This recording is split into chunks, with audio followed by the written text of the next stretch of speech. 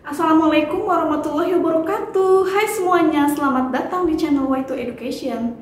Di video kali ini kita akan membahas materi induksi matematika. Bagi kalian yang belum mempelajari materi prasyarat induksi matematika, saya sarankan kalian tonton dulu video sebelumnya ya tentang materi prasyarat induksi matematika.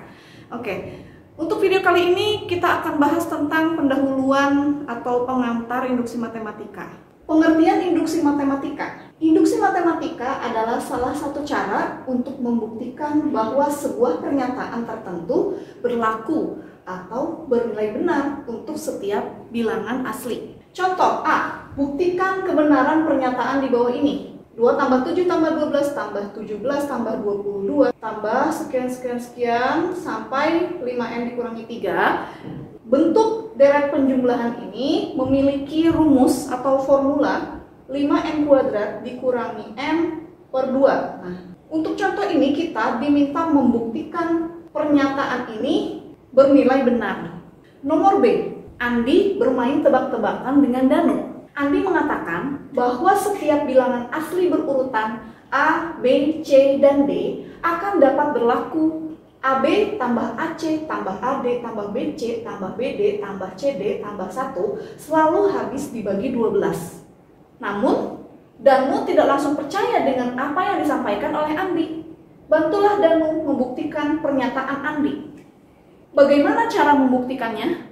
Bagaimana cara membuktikan kedua pernyataan ini bernilai benar? Dalam matematika, setiap pernyataan atau rumus itu harus teruji atau terbukti benar.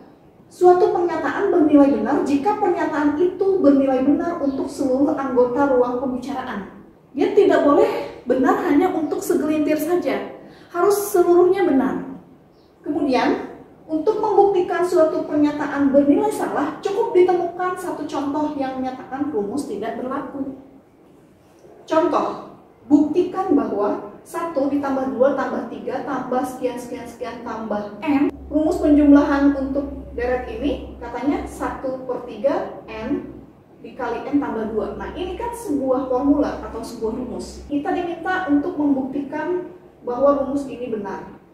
Tadi dikatakan bahwa suatu pernyataan ini bernilai benar jika pernyataan itu bernilai benar untuk seluruh anggota ruang pembicaraan. Dan untuk membuktikan suatu pernyataan bernilai salah, cukup ditemukan satu contoh yang menyatakan rumus tidak berlaku. Bukti. Kita punya rumus 1/3 n dikali n tambah 2 ya. Bisa kita ambil satu suku, berarti untuk n sama dengan 1, artinya penjumlahannya hanya satu suku saja. Maka untuk penjumlahan satu rumus ini apakah berlaku atau tidak? Kita substitusikan ya, n-nya sama dengan 1 berarti 1/3 dikali 1, kemudian 1 ditambah 2. Nah, seperti itu. Kemudian kita hitung kan, 1 sama dengan 1/3 kali 1, 1/3. Kemudian 1 tambah 2, 3 kan? Nah, maka ini 1, ini juga hasilnya 1. Oh, berarti benar ya. Nah, kemudian misalnya kita ambil 2 suku nih. Berarti kita tentukan ini untuk n sama dengan 2. Maka, nah untuk penjumlahan n sama dengan 2 atau 2 suku ini, berarti 1 tambah 2 kan? Nah, kalau rumus ini benar untuk penjumlahan satu suku atau untuk n sama dengan 1, maka untuk n sama dengan 2 juga, rumus ini harus benar juga ya. Kita hitung ya, untuk n sama dengan 2, artinya 2 suku, rumusnya menjadi 1/3, n-nya kan 2 ya, menjadi dikali 2 tambah 2. Kita hitung ya, berarti ini 3 sama dengan 1/3 kali 2, 2/3, 2 tambah 2, 4. Nah, maka ini 3, kalau ini 8/3. Nah, 3 dengan 8/3 sama nggak? Beda ya. Berarti salah. Kalau ditemukan satu saja bernilai salah, maka rumus ini tidak berlaku.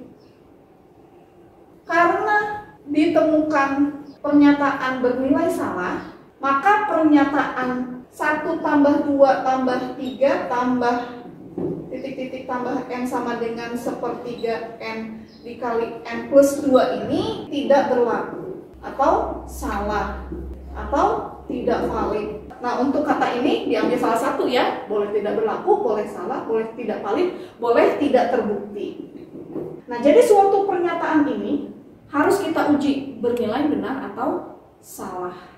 Suatu pernyataan bernilai benar kalau dia berlaku untuk semuanya. Untuk N sama dengan 1, nanti nilainya benar. Untuk N sama dengan 2 benar. Untuk N sama dengan 3 benar. Untuk N sama dengan 4 benar. Tidak bisa hanya berlaku untuk N sama dengan 1 saja.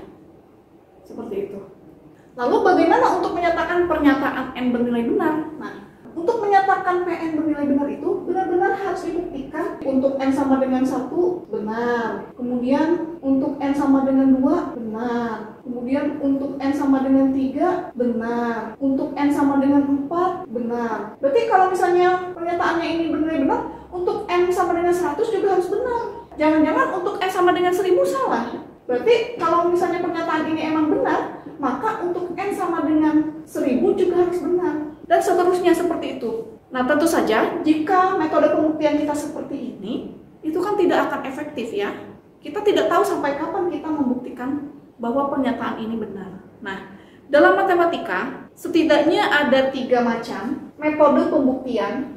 Yang pertama ada yang disebut metode pembuktian langsung. Yang kedua ada metode pembuktian tidak langsung. Metode pembuktian tidak langsung sendiri ini terbagi menjadi 2 macam ya. Ada metode kontradiksi dan satu lagi ada metode kontraposisi. Kemudian yang ketiga ada yang disebut dengan metode pembuktian induksi matematika. Nah, untuk sekedar pengetahuan saja, di sini saya kasih contoh untuk metode pembuktian langsung. Metode pembuktian langsung ini nama lainnya adalah direct proof. Untuk metode pembuktian langsung ini menggunakan alur maju. Jika A, maka B, dan jika B, maka A. Contohnya seperti ini.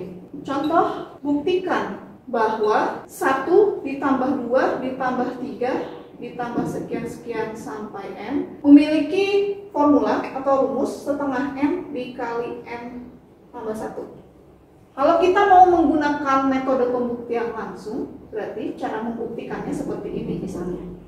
Bukti. Kita misalkan 1 tambah 2 tambah 3 sampai N ini sebagai S. Berarti nanti kita akan buktikan kalau misalnya ini S, maka S sama dengan setengah N kali N plus 1. Kita akan buktikan ya.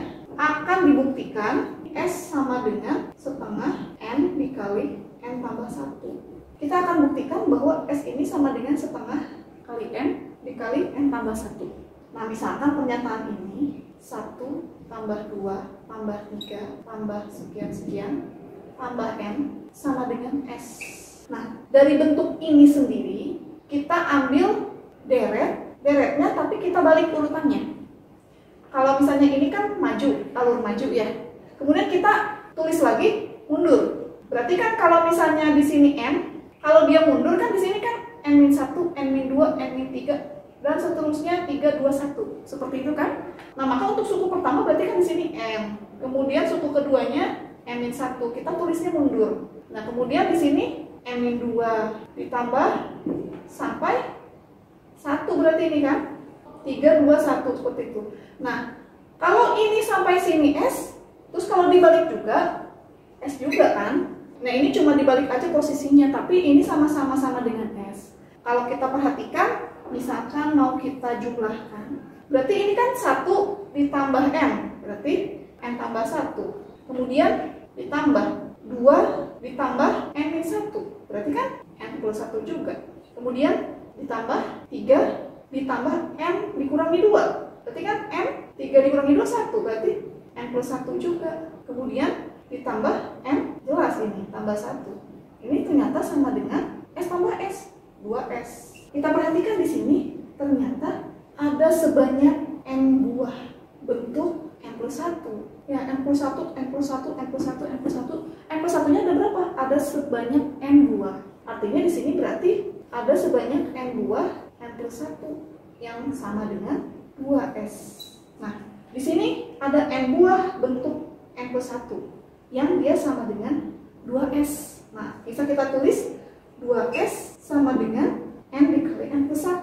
Maka kita bisa peroleh nilai S. Nilai S adalah, berarti ini kan 2. Berarti di sini setengah ya, kedua luas dikalikan setengah. Atau 2-nya ke bawah gitu kan. Jadi setengah dikali N tambah 1. Di sini tadi kita akan membuktikan bahwa S itu sama dengan setengah N dikali N tambah 1.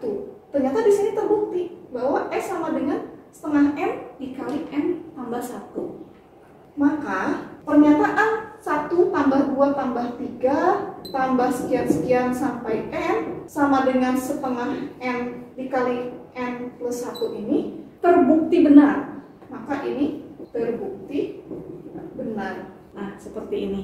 Ini contoh metode pembuktian langsung. Ini hanya untuk mengenalkan saja, oh, metode pembuktian langsung tuh cara membuktikannya seperti ini.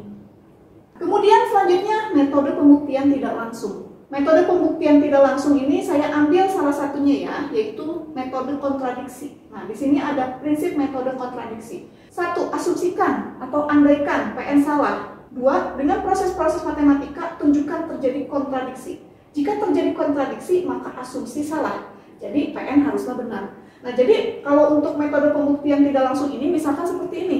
Misal disajikan sebuah pernyataan 1 tambah sekian sekian sama dengan setengah N tambah sekian. Nah, cara membuktikannya langkahnya adalah kita andaikan PN salah gitu. Kalau misalnya terjadi ini salah, maka PN haruslah benar. Untuk metode pembuktian tidak langsung ini tidak saya kasih contohnya ya, karena untuk metode pembuktian ini tidak dipelajari di SMA.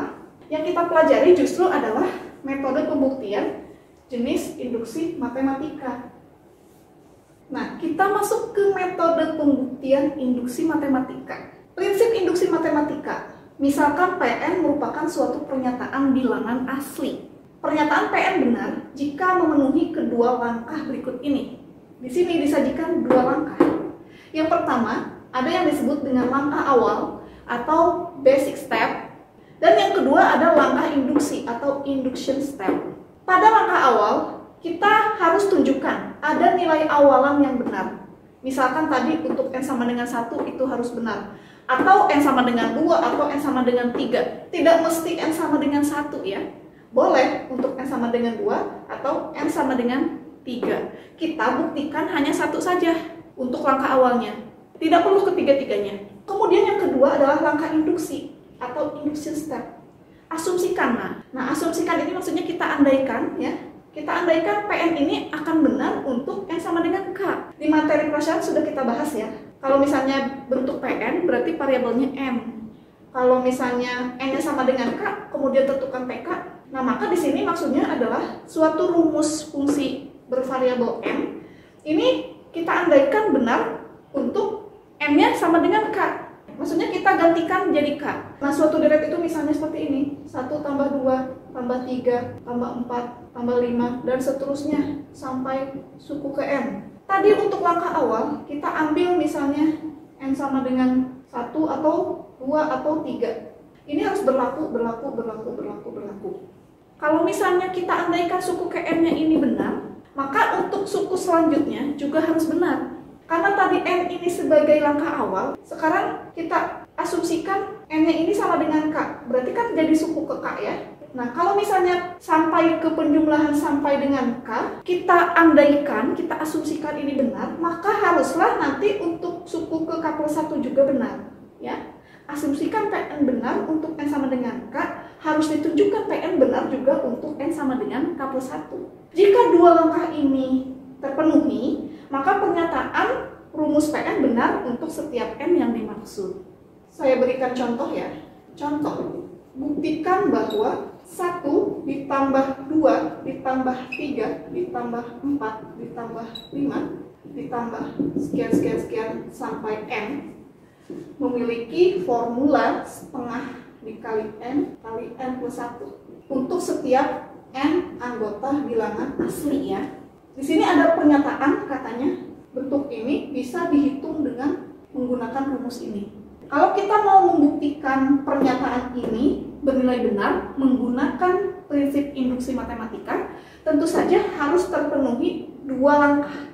Yang pertama langkah awal, yang kedua langkah induksi. bukti. Untuk langkah awal, kita hanya butuh yang langkah awalannya saja nih, 1, 2, atau 3 lah ya, yang paling awal. Biasanya sih diambilnya untuk N sama dengan 1, jadi kita bertahap. 1, K plus 1 gitu. Jadi untuk N sama dengan 1, maka kita lihat di sini N sama dengan 1 ini artinya penjumlahannya hanya segini aja nih, 1 doang. Nah, maka untuk menghitung satu suku ini kita pergunakan rumus ini ya. Maka 1 sama dengan setengah kali 1 tambah 1 ya. N-nya diganti 1 karena kita ambil hanya untuk N sama dengan 1 saja. 1 sama dengan setengah kali 1 setengah. Kemudian ini 1 tambah 1 2. Berarti 2 dikali setengah 1.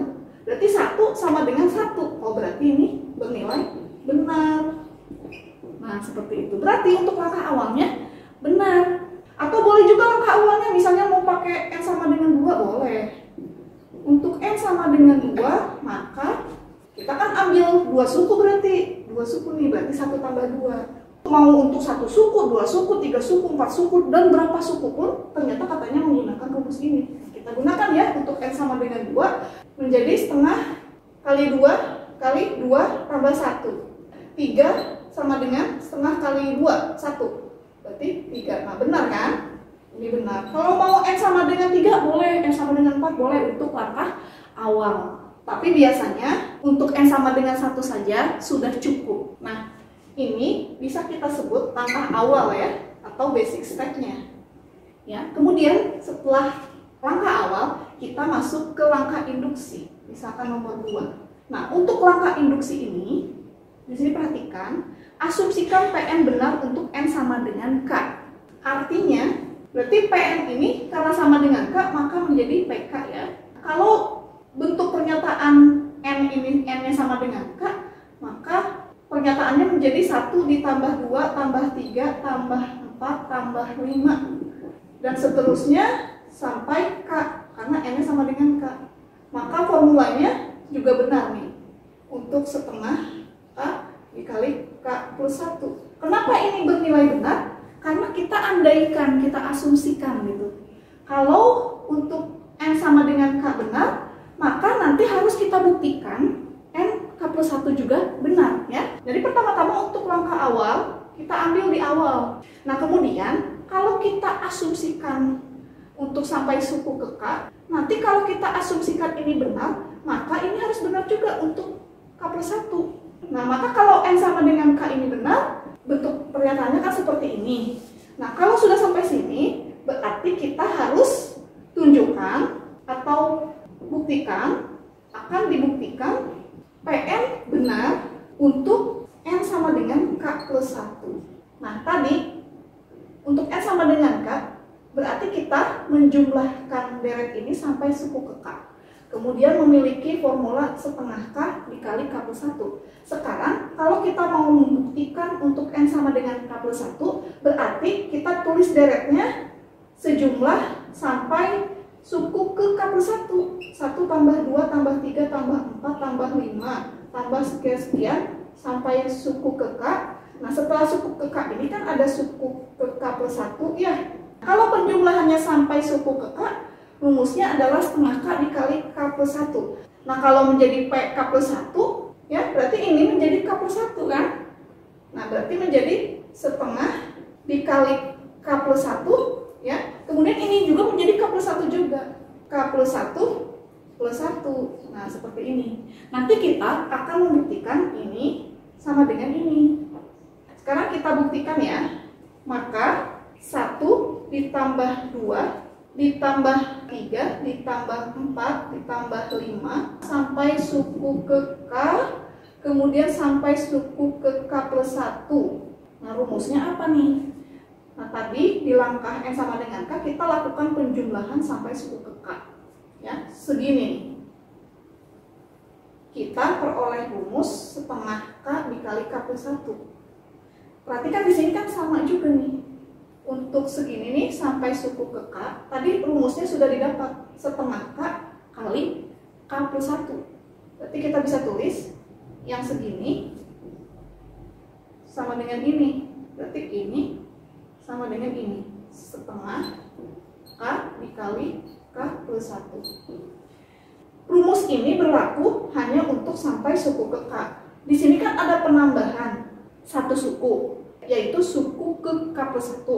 Kalau di sini ada penambahan suku ke K plus 1, berarti di sini juga ditambah K plus 1 juga, supaya imbang. Ya.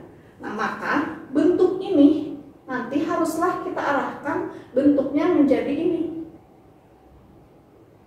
Rumus Sn yang dia n-nya ini dibuktikan sampai K plus 1, sehingga kan setengah dikali K plus 1, K plus 1 plus 1. Nah, bentuk ini. Setengah K plus 1 dikali K plus 1 plus 1. Ini kita dapatkan bentuknya bukan bentuk setengah dikali K plus 1 dikali K plus 1 plus 1 kan? Bukan kan? Ya, kita dapatkannya adalah setengah K dikali K plus 1 ditambah K plus 1. Berarti kita arahkan bentuknya menjadi bentuk yang ini. Nah, gimana caranya? Kita lakukan proses untuk formula yang didapat ini. Kita lakukan teknik. Lihat di sini, ini kan setengah K kali K plus 1 ditambah K plus 1. Di sini sama-sama ada K plus 1 ya. Ini kan tambah K plus 1, K plus 1. Berarti K plus 1-nya kan bisa kita keluarkan ya. Menjadi seperti ini. K plus 1. Nah, ini tambah ini. K plus 1-nya dikeluarkan, kemudian ini tambah. Seperti itu ya tekniknya. Kemudian di sini kan setengah K dikali K plus 1. Nah, di sini K plus 1-nya udah ada di luar. Berarti di sini tinggal setengah K. Gitu. Kemudian di sini ada tambah, ada K plus 1. K plus 1-nya udah ada di sini. Nah, berarti ini kan jadi 1. Nah, ini kalau dikalikan K plus 1 kali setengah K jadi setengah K plus 1. K plus 1 dikali 1 K plus 1. Seperti itu ya. Nah, berarti kita sudah memperoleh bentuk perkalian ya, sama dengan ini. Kali gitu ya. Nah, di sini sudah ada K plus 1 sama dengan ini. Berarti kita butuh angka setengah di luar ya. Berarti setengah ini kita keluarkan. Maka menjadi K plus 1, setengahnya kita keluarkan lagi, kita buat menjadi seperti ini. Ya. Kalau setengahnya kita keluarkan, di sini ada K. Ini kan bentuknya setengah K, berarti setengah di sini ada K. Kemudian di sini 1, di sini ada setengah, berarti di sini kan 2, ya kan? Nah, K plus 1 kali setengah dikali K plus 2. Nah, bentuk yang diminta adalah setengah kali K plus 1 kali K plus 1 plus 1. Berarti ini kita bisa susun setengah, kemudian dikali ini ya, K plus 1, kemudian K plus 2 kita ubah menjadi K plus 1 plus 1. Nah, bentuknya sesuai ya. Nah, karena ini sudah sama ya, maka pernyataan 1 tambah 2 tambah 3 tambah 4 tambah 5 tambah sekian-sekian sampai N yang memiliki formula setengah N dikali N plus 1 ini terbukti benar. Nah, seperti ini untuk metode induksi matematika. Induksi matematika merupakan teknik pembuktian yang baku dalam matematika.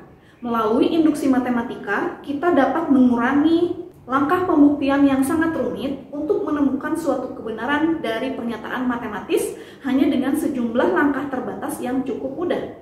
Prinsip induksi matematika memiliki efek domino. Jika domino disusun berjajar dengan jarak tertentu, saat satu ujung domino dijatuhkan ke arah domino lain, maka semua domino akan jatuh satu persatu. Ya, maksudnya adalah ketika dibuktikan penjumlahan satu suku maka benar, 2 suku benar, 3 suku benar. Kemudian diasumsikan dibuktikan sampai K dan harus dibuktikan sampai suku ke K plus 1 juga benar, maka kalau terbukti benar, maka pernyataan tersebut bernilai benar. Pertama mengetahui penggunaan induksi matematika adalah dalam karya matematis abad ke-16 Francisco Maurulico. Dalam bukunya Arithmeticorum Libri Duo, Maurulico menyajikan berbagai sifat-sifat bilangan bulat bersama-sama dengan bukti dari sifat-sifat ini. Untuk bukti beberapa sifat ini, ia mengemukakan metode induksi matematis.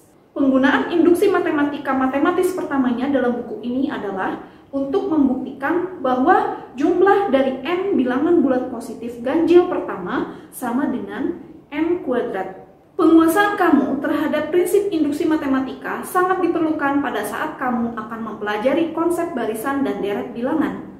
Selain itu, jika kamu berminat mempelajari teknik informasi dan kajian komputer, prinsip induksi matematika merupakan salah satu materi prasyarat. Demikianlah pembahasan kita tentang pendahuluan atau pengantar materi induksi matematika.